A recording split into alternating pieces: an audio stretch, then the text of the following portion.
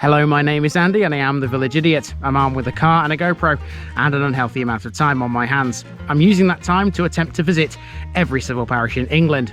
You're watching the Rushcliffe series. This is the southernmost district in Nottinghamshire and it contains 59 civil parishes of England.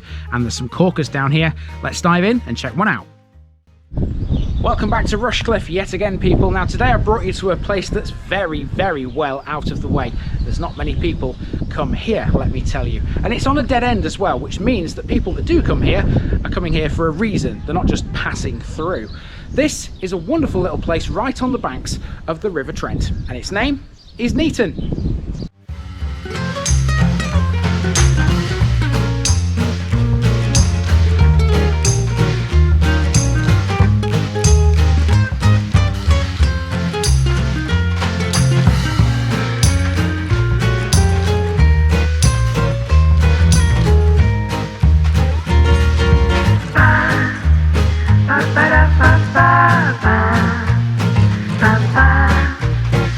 Here's my disclaimer for people who may be watching me for the first time. I say things as I would in my native accent and dialect. As a result, I may not pronounce things in the same way as the locals do. Remember, I'm a visitor. It's impossible to know everything. Leave me a comment, spin me a like and bash that subscribe button. Let's get to today's parish video.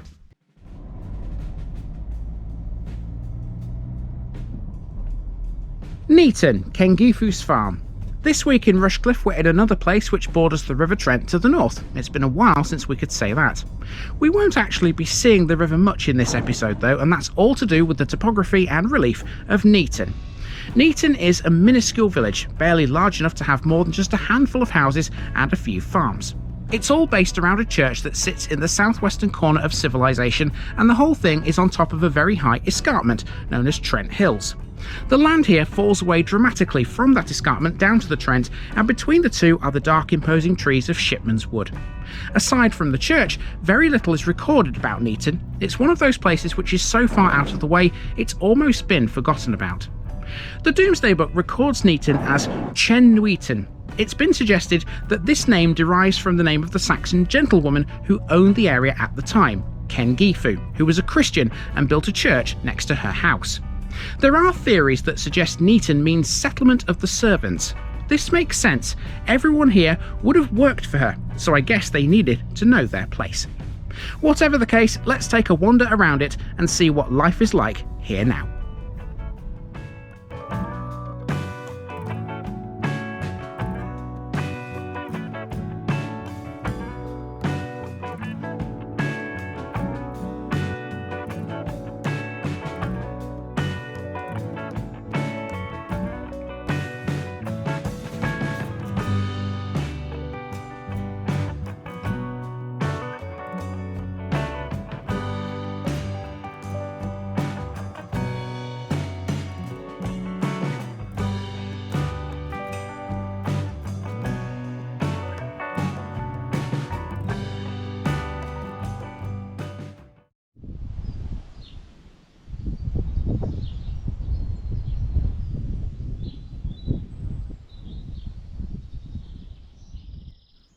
We begin this walk on Kneeton's main street, and yes, this is really it. With only 47 people living here according to the last census, Kneeton is one of the smallest villages in Nottinghamshire. A walk along this street from one end to the other would take you less than a minute, and not even at a brisk pace. Kneeton did once support a school though, and this house here was it. It was built in 1871. I have no date for its closure, but several sources told me it was a long time ago, so it can't have lasted for many years. Marking the centre of the village is a small triangular green with a tree on it. Close to that central point we have an old blacksmith's forge, a common sight in this area. Let's get Kneeton marked off next by way of this notice board. A visit here means we are just one away from being halfway through the district, 30 to go. Let's go up Slacks Lane now.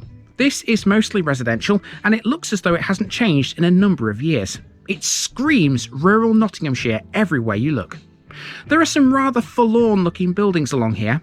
Take this boarded up house for example, which was looking rather unsafe. Next we pass the original village well. This used to be a typical fairy story well with a tiled roof until the local milkman reversed into it and damaged it. Only in the countryside, eh? Across the road is a large plot that's currently up for redevelopment. I wonder what's going to be added here in the future. At this point, the road begins to bend and run off into the distance. It used to go to the A46, but now stops short of it owing to the construction of the new dual carriageway which slices its way across Rushcliffe. For us, we're off this way, across a field via a footpath towards a big wood. So it's not the greatest defined footpath in the world, but it's actually really interesting crossing this field because there are ridges in it, so you can tell that this was obviously in the past very important farming wise, wasn't it? It doesn't seem to be used for much now though. Now from this point you can see the River Trent. I don't know whether you can from here, but I can certainly see it. Whoop, the camera's nearly fallen over. There you go, you can see it there in the distance through that gate. There's a flock of sheep and the Trent is just beyond. Some cracking views from this field. Definitely worth walking around Kneeton just for that. Those trees you can see there belong to Shipman's Wood, an expanse of thick, dense woodland that lines the bottom of a steep slope. This escarpment is known as the Trent Hills, and the elevation difference from bottom to top is frightening. And what's worse, I had to climb this too. I'm thinking to myself that this path is probably one that doesn't exist anymore.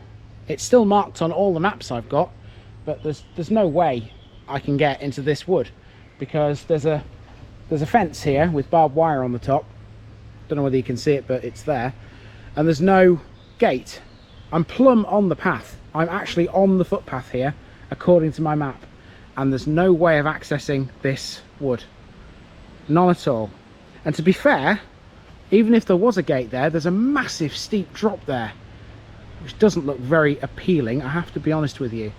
So I think I've got no other choice. I think I've probably got to turn around here and go back up this steep bank, which is going to be a hellish climb. But you know what other choice have I got? I don't have any other choice. I can't get out of here any other way, not really. So yeah, we'll go back up to the top.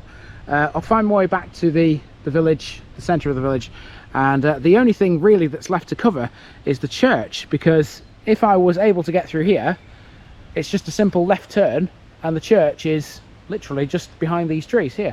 That's all that's left, and then obviously from there it's a simple case of going back to the car, but I've got to go the long way around. The Grade 2 listed church of St Helens sits in the centre of the village. In the Domesday Book this is listed as a moiety or half a church, likely the one that was built by the Saxon gentlewoman Cengifu.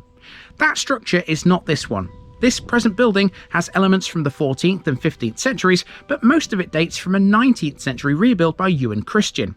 The work was paid for by the 4th Earl of Carnarvon, Henry Howard Molyneux Herbert. His son was George Edward Herbert, one of the chief financial backers for Howard Carter's discovery of Tutankhamun's treasure. The lane next to the church is a dead end. It will take you to the vicarage and on past the site of the now demolished Kneeton Hall before becoming a bridleway. There's also a small modern cul-de-sac down here called Church Close. As you may have guessed from the name of the woods, the Shipmans were an important family here, as they were in Scarrington. Another name of note here is Story. Inside the church are a number of memorial stones dedicated to that family. John Story was the brother-in-law to Dr. Robert Thoroton of Carcolston. Okay, it's time to make our return to the start.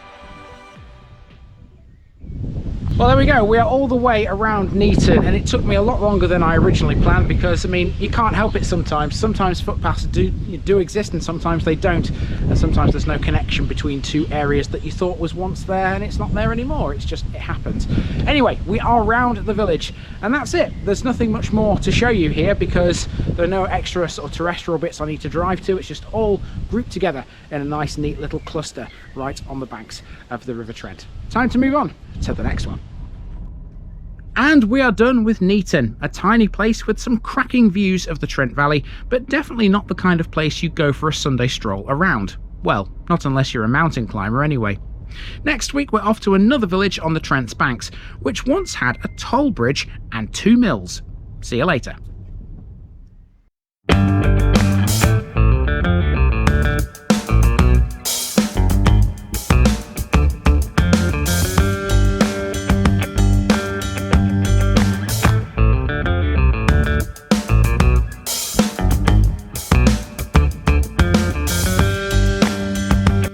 Thanks for watching this video, folks. Don't forget to like this episode if you haven't already. It really makes a difference with YouTube. If you're new here, subscribe to the channel for more videos like this, and give us a share too if you've got friends who'd like it. You can find all the links to my social media accounts below, as well as my Buy Me a Coffee page where you can donate to the channel. Also, if you've enjoyed this episode, have a look at some more videos in this series. Until next time, I've been Andy, also known as the Village Idiot, and I'm out.